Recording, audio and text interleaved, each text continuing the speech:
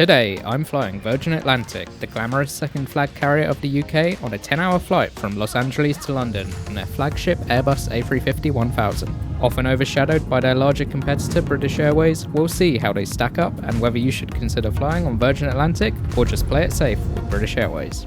Virgin Atlantic used Terminal 2 for check-in here at LAX, which makes sense as Delta, who partially own Virgin, also operate from here, but it is mildly inconvenient as Virgin flights actually fly out of the international Tom Bradley Terminal B, which as you can see is actually a bit of a walk away, plus security at Terminal 2 is a shambles. I suppose on the bright side it did mean we got some good views as we walked to the gate, but if you have mobility issues it could definitely be a struggle, especially if you've got one at a further gate.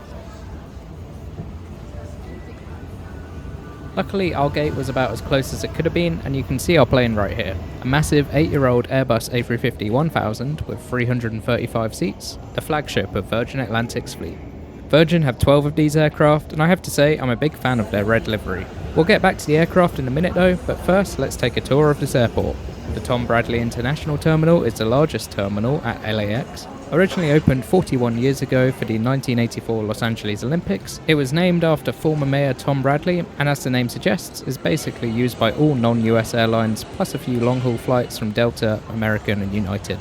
It has been heavily modernised over the last 15 years, and it is quite functional I guess, but the restaurant and shopping options are nothing special, though they do have a pret-a-manger, which I love to see as a British person.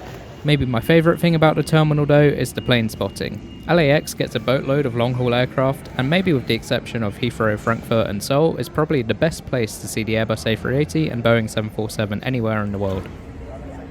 So after a bit of plane spotting, we headed to the gate, and whilst we wait for boarding, let's go over a bit of the history of Virgin Atlantic.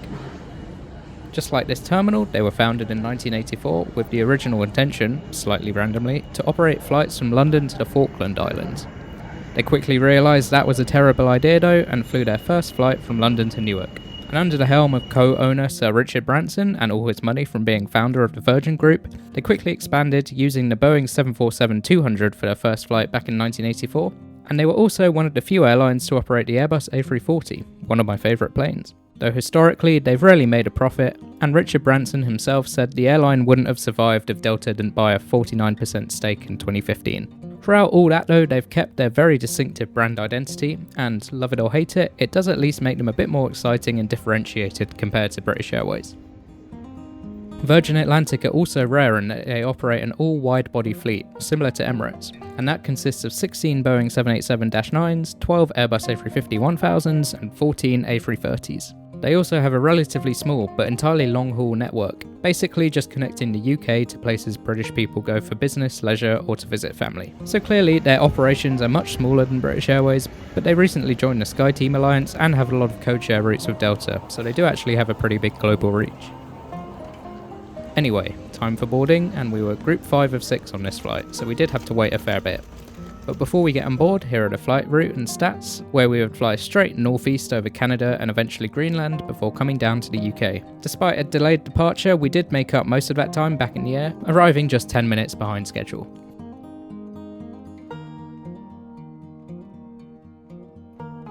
Also here is the seat map for this Airbus A350-1000. I didn't want to pay extra, so chose the standard seats in the back, which are free to select for the standard fare. And if you pay about £100 extra per person, you can get an Economy Delight seat, which includes priority boarding and 3 inches extra legroom. Stepping on board, we are welcomed by the warm mood lighting and a mostly packed plane. The pilot announced there were 302 passengers on board, and with a total capacity of 335, that made this plane about 90% full. Though something I do have to mention, as soon as we stepped on board, we noticed a strong fishy smell, and in the business galley we saw a food cart labelled cod. And I'm not exaggerating when I say we could smell this cod for at least half the flight from our seats in economy. So maybe the food tasted good and the business passengers might have enjoyed it, but I have to ask Virgin, please don't load a bunch of stinky fish on the plane. It really wasn't pleasant. Looking at the seat though, it was very pleasant, with decent legroom at 31 inches of seat pitch, pretty much the standard for long haul seats these days, and the seat back pocket also has 3 separate pouches, making it good for storing stuff. The headphones are also decent too. There's a good folding tray table, which could have maybe done with a cleaning wipe. And there's also a normal economy pillow and a bright red fleece blanket, which with the seats and mood lighting makes everything feel extremely red. and 2 USB-A ports per seat for charging. Then the TV is a well-sized 11.6 inches.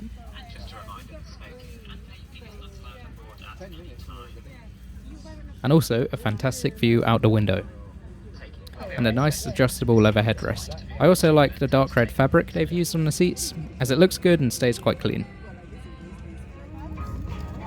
After boarding completed, we were just sitting around for a suspiciously long time, and then the pilot announced that they'd been dealing with a technical issue which was now fixed, but a few minutes after that he came on with another message which went like this. We've got an issue with the flight planning loading, which means that we're getting figures to suggest that the weight of the aircraft is significantly higher than what it's supposed to be, and we're just trying to resolve exactly why the figures we're getting from on our load sheet are at odds with what we were expecting, because we need to make absolutely sure we've got the correct weight of the aircraft with everyone on board. It's certainly not going to be a safety issue from your point of view, but if we did go with the right correct information, it might mean you're either climbing very, very quickly, like an elevator, or you're not getting off the ground as quickly as you'd expect. But we want to make sure we've got it absolutely right first. So just bear with us. We're doing our best to run through this as quickly as you can, but it's quite complex calculations, and if you rush these things, one can make mistakes. We certainly don't want to do that. So really appreciate your patience, and I'll update you if I need to. So whilst we wait for that, let's take a look at the IFE system. The TV screen is a well-sized 11.6 inch with a fast and responsive touchscreen. And the movie and TV selection is pretty good, pretty much what you'd expect from a big Western airline, but navigation was a bit of a pain, as when you click into movies or TV shows, it just gives you the whole list to scroll through. And you can choose to apply filters to help find what you want, but it is definitely less intuitive than other airlines I've been on, like their main competitor, British Airways.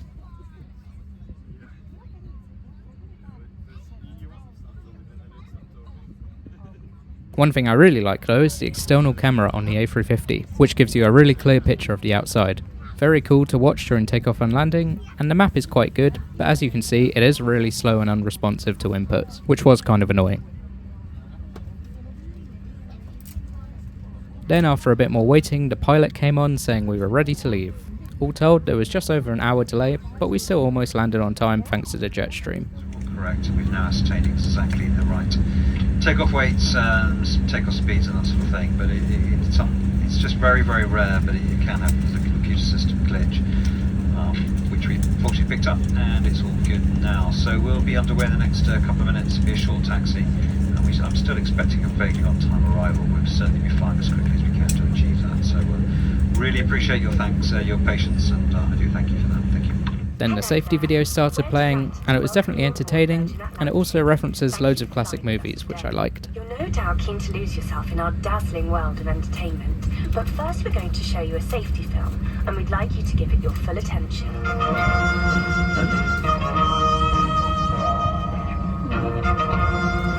aisles and exits need to be kept clear. It's really important that your seatbelt is securely fastened. If it isn't, I'm pretty sure this one is a Mad Max reference. oxygen masks drawn, keep your seatbelt on, And this is 2001: A Space Odyssey. Of electronic devices. Please make sure they're switched to flight safe or airplane mode now. Now sit back and enjoy your flight, and thanks for watching.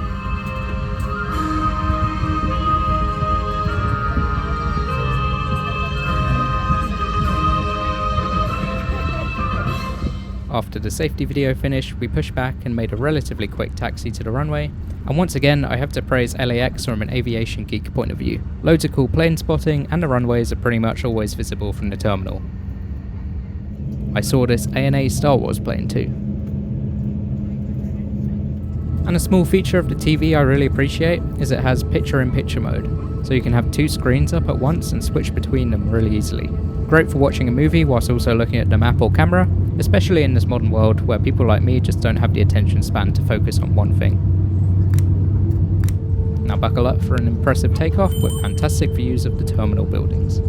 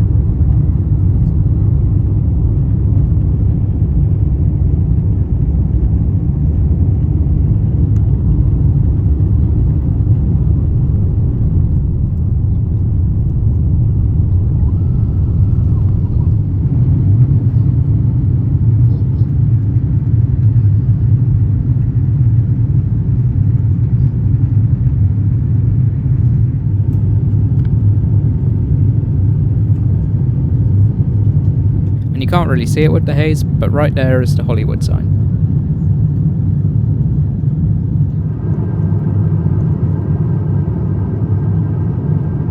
Shortly after takeoff, a bag of barbecue flavoured corn snacks were handed out alongside a drink. Then maybe 20 minutes later, the main meal service came out, which was a choice of veggie pasta or Mexican chicken. I'm not sure if it was particularly Mexican, but it did taste good, with a Caesar salad to start, a very average chocolate mousse for dessert, bread roll with butter, and cheese and crackers. Overall, it was pretty good, and I got a Fever Tree ginger ale to drink, which was great. Though the portion was a bit on the small side, and the salad needed more dressing. But the main being very good made up for the other stuff being a bit lacking.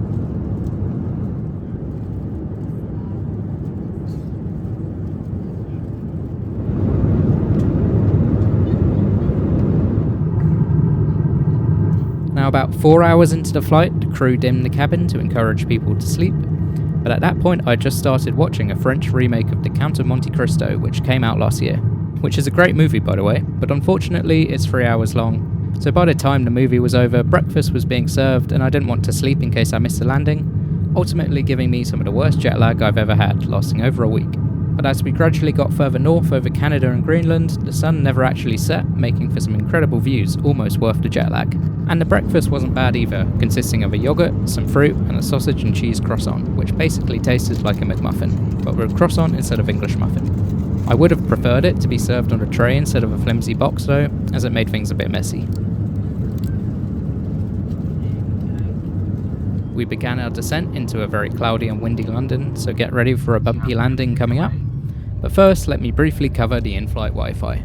Unlike British Airways, you have to pay to access, starting at £2.99 for messaging, and then up to £20.99 for unlimited access, which seems expensive. But you can also use your phone as a remote for the TV, which is cool I guess. So anyway, back to the landing.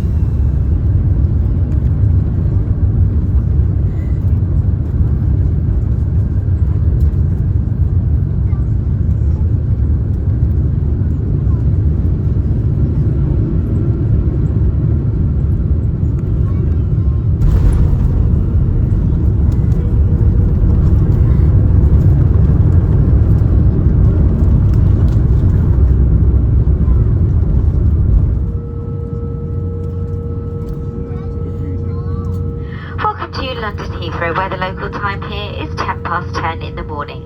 Please keep your seatbelt fastened until the captain turns off the fasten seatbelt signs. However, you are now free to use your mobile phones. So, Virgin Atlantic. Despite the 1 hour 15-minute delay, I actually found this flight very pleasant. Virgin Atlantic's A350-1000 has a really nice modern cabin with very comfy seats, and the A350 is one of the most modern and comfortable planes out there, so it's definitely my favourite in their fleet. The food was tasty, though maybe a bit lacking in the portion size for a 10-hour flight, and service from the crew was also pretty good, though I have to say, in my experience at least, I generally find the British Airways crew to be a bit more attentive and friendly. Price-wise, I paid for this flight using Virgin points, and it cost 15,000 points plus $150 for the one-way trip, which actually I think is a really good deal if you value points at about 1p per point, being about $300 in total. So here is my final score. Pause if you want to read the whole thing, and I would say that from this flight at least, Virgin Atlantic Economy Class was actually slightly better than British Airways, and I would definitely consider using them again.